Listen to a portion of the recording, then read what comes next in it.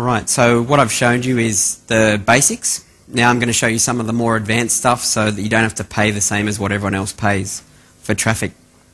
So Facebook advertising secrets to slash your ad costs.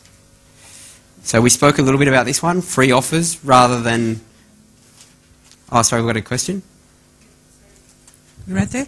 Greg, my name is Pippa. Hi, Pippa. I've been Facebook advertising for a few months. Can I just ask you about putting that bid price in? For mine, the bid price was $1.20 and I put in 20 cents. Yep. And I'm getting my ads at 30 cents. Okay, yeah, that does work, but you end up with low volume of ads. So, okay. Well, like I'm in a horse riding niche with another thing, and we're getting ads for 5 cents a click, that sort of thing, but they're very slow to come in. So what's actually happening is it's an ad inventory, and so Facebook shows everyone's ads who are at the recommended price, and as they run out of their budget, spend their budget, then they'll take whatever money's left. So that's what's happening for you. So would you recommend that I put my price up? No, if you're getting traffic and you're profitable. But yeah, it's sales, yeah. Yeah, okay. So then it comes down to if you want to roll it out on a big scale, then yeah, it might be difficult, you know, to get enough traffic. So yeah. And the other thing, I'll quickly add, mine's in a money-making niche. okay. So Yeah, so no, it's good. You just got to be careful because at some stage, depends on who reviews it. If you get one person not review your ad, then another person not approve your ad, then you can get into a bit of a cycle of yeah, they don't want to show your ads anymore. So free offers rather than selling directly from Facebook. Here's an example of mine where I crashed and burned. So I was selling water tanks at the time, and I was sending targeted traffic, you know, directly off to buy water tanks. And because they weren't on Facebook looking to buy water tanks, it just didn't work. Whereas I was successfully able to do that model via the other search engines because people were actively searching for it. Okay, so the next one is the image is the most important part of the ad. So we spoke a little bit about attractive female. Other things that can work, sometimes an amateurish looking ad, so image, like I've seen one that worked really well which was, looked like someone's photo from their photo album, that sort of thing. And if you're ever choosing an image and you want to know what's going to work well, if you go to like iStock Photo or Big Stock Photo or whatever, and you type in your keywords, get a whole bunch of them up, and then scroll down and see which image catches your eye. Because if it catches your eye, then chances are it's going to catch other people's eyes as well. So that's a good tip.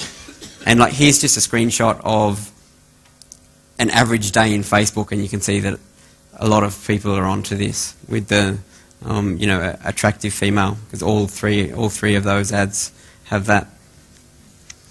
Okay, this is a really cool one, which is make the image communicate the message without having to read the ad. And maybe that'll make more sense once you see the example. So does everyone know what a muffin top is?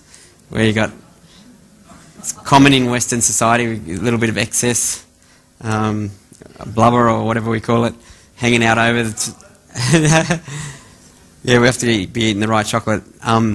Yeah, so this ad is very smart. The headline is saying muffin top, you know, question mark. The image has a picture of a muffin top. It has the words muffin top written on it, and then there's, you know, body text about the ad. I didn't make that ad, but I just included it because I thought it was excellent. So that's your image communicating what your message is. Okay, so the fourth one is make the headline ask a question. And the muffin top example, we just spoke about that. So they're saying muffin top, question mark. And the business owner in Boston one, the other example I showed you. So business owner in Boston, question mark. So they're answering the yes or no question. And you want them to be saying, yeah, that's me, and related to it, especially if it's about a problem. So muffin top, they may want to get rid of that, especially if it's coming into summer, you know, that sort of thing. Okay, so the fifth one is words on your image and or a border around it. So this is just really talking about take a standard image, put it into Photoshop or whatever, and just do something with it so that it stands out. You'll see a lot of people doing the red border around the edge or the black border, anything. Doesn't matter what it is, and it's really test and measure, but just do something on it so that it looks different. Here's one of mine that worked really well. There's a lot of things going on this ad. You see I've got a border around it. I've got the words Internet Marketing Magazine written on it. I've got a picture of a magazine. I've got an attractive female in there, and I've also got benefit-ridden stuff about that it's $311 worth of value, and I've got a 3D, looks like a peel, coming up at the bottom. So when it's there and the other two Facebook ads are there, you definitely, your eyes look at the one with the 3D peel. So that's really a combination of a whole bunch of different strategies, but that one really did work well.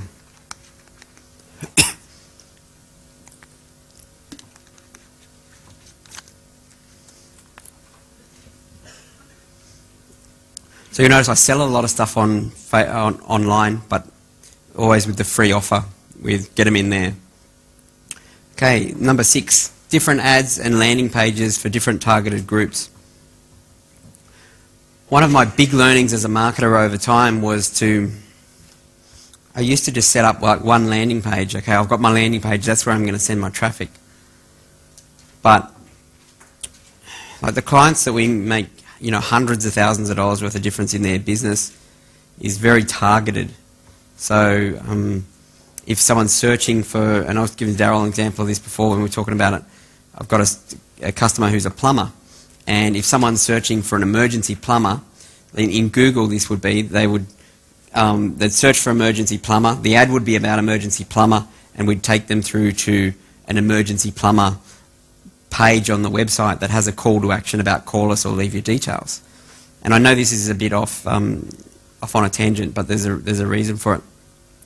Then if another customer was in Google, in this case, searching for, you know, fix leaking taps, we'd have a headline about fix leaking taps on a Google ad. We'd have an ad about fix leaking taps, and we'd take them through to a page about fix leaking taps and calls to action of how to get your taps fixed. So you can see they could be about the same thing, but we've actually made different pages for them. So that's a lot more effort than most people would go to, but the people who do get amazing, amazing results online do go to that sort of level of effort. It's what we call relevance. So it's not exactly the same with Facebook, but it sort of is. It's along the same lines. I'll show you an example.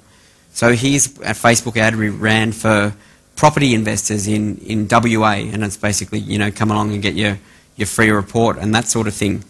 And then this was the same free report, but a different market. So in this case, the headline here says, working in mining and you want to reduce your tax. So you can see how they're a different person. It's the same free report, but they've got different wants and needs. So when we sent the mining people to the general landing page, it bombed. It just didn't convert well, and we're thinking, what's going on? And then we realised, no, we don't have the message to market match thing going on. So then what we did was set up a specific landing page all about for the miners, you know, so you're working in mining, you want to reduce your tax, read this report, it'll help you, you know, on your journey. And as soon as we did that and sent the right ad to the right relevant landing page, then the conversion went up and everything was good again. So yeah, just be a bit targeted, and the more granular you can be, the better, with both your ads as well as where you send them. And so if you've got some kind of info product, but there's 3 or 4 main pain points, then you may want to create 3 or 4 different landing pages, you know, one for each of those pain points, and speak to the right, right message to market match. The 7th one, and we spoke a little bit about this, is target smaller, tighter groups. So less than 20,000 is my general rule of thumb. And so you can do it a number of different ways, whether it's geographically, so like one country at a time for your niche, or, you know, one city at a time, that sort of thing, or just having less interest. So you know how I had in that example before, internet marketing, web marketing. I could have gone on, you know, with web developers, web designers, whatever, that sort of stuff. But then if I added 20 or so different interests, it'd be very hard for me to write a killer ad that was going to get great clicks, because I'd be trying to appeal to everyone rather than the exact person who I was only showing the ad for. So tighter, smaller groups, so you'll pay less. And so ways you could break that up, 25 to 35s, 35s to 45s, that sort of thing. And we've spoken about these things. Okay, so the next one is smart targeting. So remember earlier we spoke about with Facebook ads, you can send people directly to a web address or you can send them to a Facebook fan page. And it doesn't matter if you don't know what a Facebook fan page is because we're going to cover that in a moment. So here's about what this is saying is you can target and only show your ads to people who are already connected to your fan page, who've already said that they like it because you know that they're a receptive audience and you've got a different offer. Or you could say it could be the same offer and you don't want to show it to the same people again. So you could say show it to everyone with this interest but not people who have already pressed like on my page. So you just a smarter ad spend there, and you can see how you do it. You click on the advanced connection targeting, and in this case I've said target users who are not already connected to Internet Marketing Magazine on Facebook. So I don't want to show them people the same ads again. And number 9, smart insights. So if you've got a Facebook fan page, there's a tool in there called Insights, and what it does is it shows you who's clicked like, so who your fans are, where they're from, how old they are, that sort of thing. So if you're ever wondering what your exact target market is and you've got a Facebook fan page, you don't need to guess any longer. It will tell you. So here's an example. I'll just come over here so that I can read it. So it's saying in this particular fan page that a lot of the audience, 28% of them were male, and the biggest country that they came from was Australia, Philippines, that sort of thing. So do you think that would be helpful info if I was trying to decide where to spend my advertising budget? So whereas the average punter will just guess, I think I'll do that. If you play a little bit smarter than the average person and look at that info and then show the ads to the right people, you'll get better click-through rates, so more people click in your ad, and you'll get you'll get a lower cost per click as a result of it. And all this helps you be more profitable, because winning the internet marketing game, you really want to get your revenues as high as possible, but you want to keep your costs as low as possible. So like any standard business, I suppose. The 10th thing that we try to think about with Facebook ads to do it well is tell them what to do. So like, for example, click like, or I said in the other ad example, grab a copy now, it's a great read, that sort of thing.